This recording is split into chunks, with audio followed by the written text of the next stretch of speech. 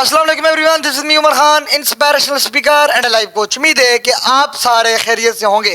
پیارے دوستو، کیا آپ لوگ جانتے ہیں کہ کالا باغ ڈیم آج تک کیوں نہیں بنا؟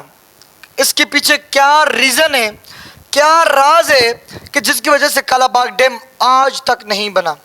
پیارے دوستو، ایک چھوٹی سی موٹیویشنل کہانی سے میں آپ کو سمجھاؤں گا۔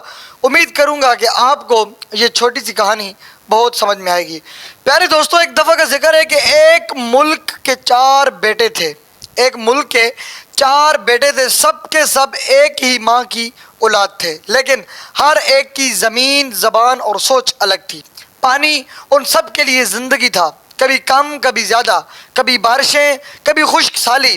پھر ایک دن ماں یعنی کہ ملک نے اپنے بیٹوں سے کہا، چلو ایک ایسا برتن بناتے ہیں جس میں ہم پانی جمع کریں، تاکہ جب وقت سخت ہو، تاکہ جب کوئی مشکل وقت آئے، کھٹن وقت آئے، تو ہم سب برابر برابر میں ہمیں پانی ملے۔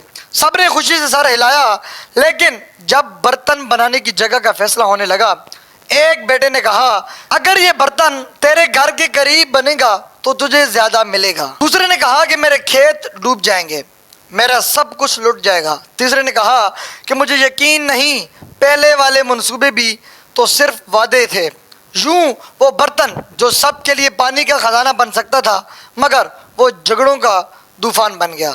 دن، مہینے، سال گزرتے گئے، خشک زمینیں، چلتے کھیت اور خالی نالے ان 4 بیٹوں کی قسمت بن گئے، کیونکہ انہوں نے ایک دوسرے پر یقین نہیں کیا تھا۔ کالا باغ ڈیم صرف ایک منصوبہ نہیں تھا، وہ ایک موقع تھا اتحاد کا، بھروسے کا اور ترقی کا۔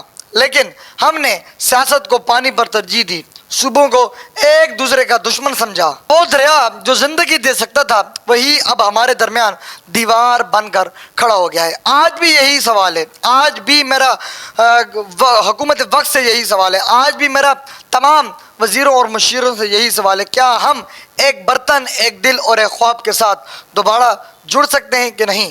میرا آپ سے آخر میں یہی سوال ہے کہ کیا واقعی کالا باغ ڈیم اب زندگی تا قیامت تک نہیں بنے گا؟